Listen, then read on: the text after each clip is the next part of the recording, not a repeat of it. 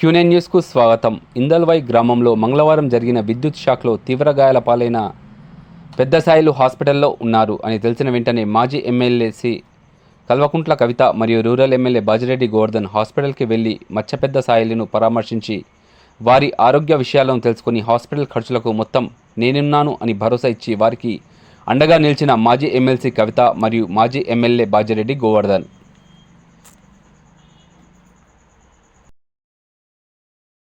ఎప్పటికప్పుడు వార్తలను వీక్షించేందుకు Q9 news ని సబ్స్క్రైబ్ చేసుకోండి, లైక్ చేయండి, షేర్ చేయండి. విలువైన సమాచారాన్ని ముందుగా మీరే తెలుసుకునేందుకు బెల్ బటన్ ని క్లిక్ చేయండి.